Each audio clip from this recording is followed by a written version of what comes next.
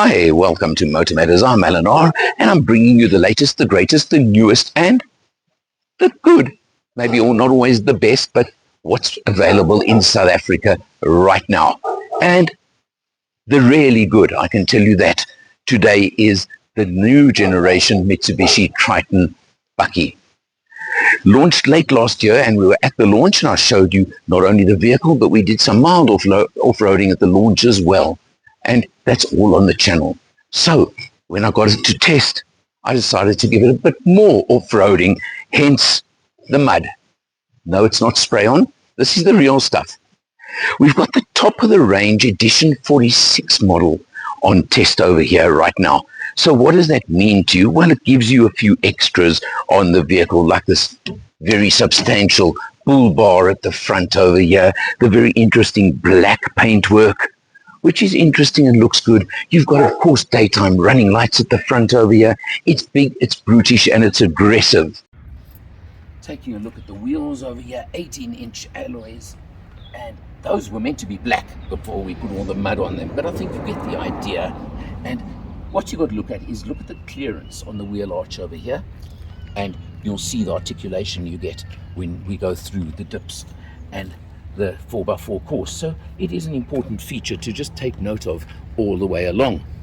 You come over here, I mentioned you get keyless entry on the vehicle. Note the mirrors also fold in when you do it, and an edition 46 item. Something I haven't seen for years is these little covers over here on the windows, which actually do prevent a lot of wind noise. You also got a roof rack up top over here. All these features that add together.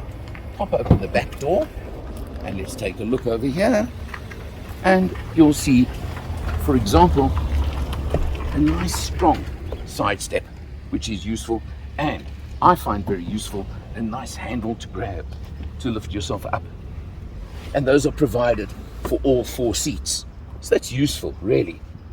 Back seat, tons of space, headroom, legroom, all those things. And interesting, you've even got, not sure what those are for, but you do have aircon vents up above in the roof over here, and you get 2 USBs for the back seat as well. So they are taking care of the family when you want to use this as your family luxury weekend adventure vehicle.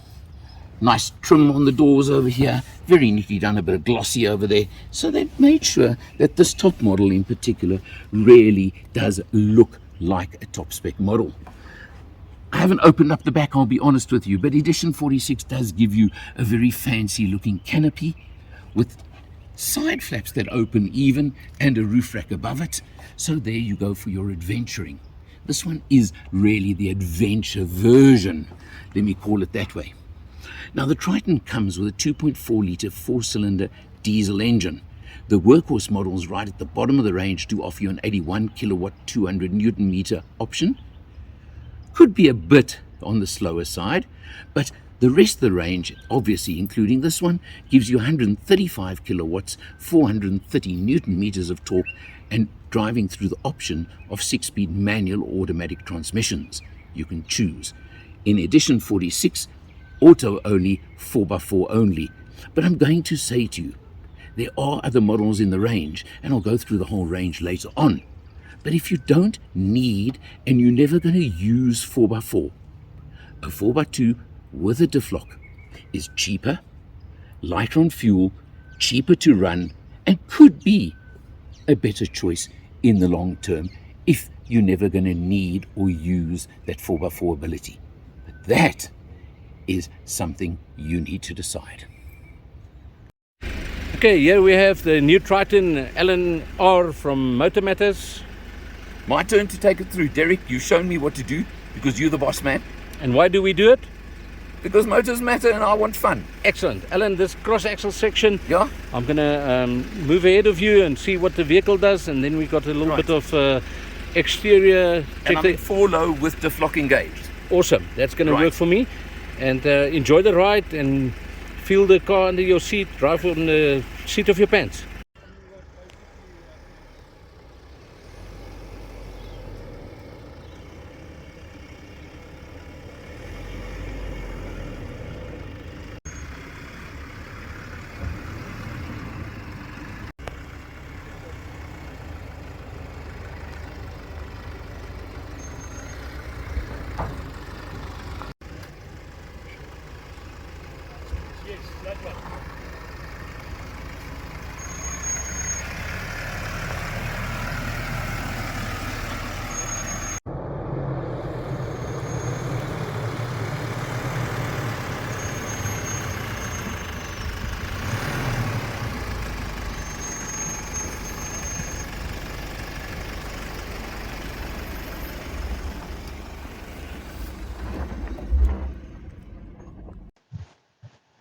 Jumping in behind the wheel, let's take a look at this. Now, I've shown an average of 9.7 litres per 100, which includes my 4x4 activity. So just remember that that does hammer your consumption quite considerably. But you've got your typical dash, part digital, part analog, but it's exactly what you expect on a bakkie. So really no complaints there. You come down over here, you've got your cruise control, and you've got all your other settings on your steering wheel, as you'd expect. A nice feature which maybe you don't expect on every bakkie is auto on headlights. That's useful. And you've got obviously your controls down here on your door, everything that you expect as per normal. Nice stitching on the doors over here as well, just for example, giving it that slightly more luxury feel. Coming over to the infotainment screen over here, it's basic, but it gives you what you need. And probably the most important is, of course, your reverse camera, and you press over there for camera mode, etc., etc. It's got everything you want. It gives you what you need and what you want. One of the little, can I call it, complaints I must give you right now about this vehicle, though, is that I could not get it to work on Android Auto. Don't know if it's me, don't know what I did wrong, but I could not get Android Auto to work. So I'm going to leave it at that and just tell you that much. But your menu's there. You've got everything you want. You can see, you can just press, and you press settings, etc., etc. All exactly what you expect. I'm not going to spend too much time on it. You come down, you've got nice vents over here, and great stuff. Well done, Mitsubishi. You've got proper buttons, etc., for your aircon system, the temperature, the fan. It's all there. The fan over there, for example, you press there. It's all there, works well, and you've got the dual zone, which is nice. Over here, you've got mode, which you press over there for the modes for your aircon. As you can see, that will show you up, down, or wherever you are in your aircon system. Again, works nicely. So all these are nice, they work well. Below that, very important button over there, which is your rear diff lock. And that does work. You engage it over there. I mentioned keyless entry and keyless start there, and your 2 USBs. Below that, you've got the inductive charging pad. Now that obviously is an edition 46 item as well. Just keep in mind your 6-speed auto transmission works well, normal, etc. You know what to expect from that. It's smooth, it's comfortable. Hill descent control button over there. Again, we tested it and it works nicely. And over here, you press the button for your drive modes, which gives you either normal or eco. Those are the two choices. And also, when you go into 4-wheel drive, for example, 2 high, 4 high, which is the LC, and 4 low, which gives you all your controls, etc. You then go to rocky or normal, etc. So you get terrain response as well when you're in there. So all of those are there. And a good old-fashioned manual handbrake. Nothing wrong with it. Works well. I've got no complaints. Tons of space in the cabin. It feels good. It looks good. It looks solid. And we know Mitsubishi, their reputation for being solid and lasting a lifetime when it comes to engines, etc., etc. Now, the question becomes, which model in the range? I mentioned earlier on in the video, do you need 4x4? Well, that's a question only you can answer. Because personally, how many 4x4s ever get put into low range, for example, ever go properly off-road? You know that even in a 4x2 with a diff lock, you want to go on a dirt road, you're still pretty safe, you still got what you want. So it is always a question. This one has a couple of extra enhancements and the fancy canopy on the back, so that adds the price. But you don't have to go with the edition 46 because there's quite a range. And I think Mitsubishi have been very clever here, because I'm going to discount the single cab workhorses with the 81 kilowatt engine and 200 Newton meters of torque for now. Just let's ignore those. You start with a double cab with the 135 kilowatts for 680,000 Rand. Okay?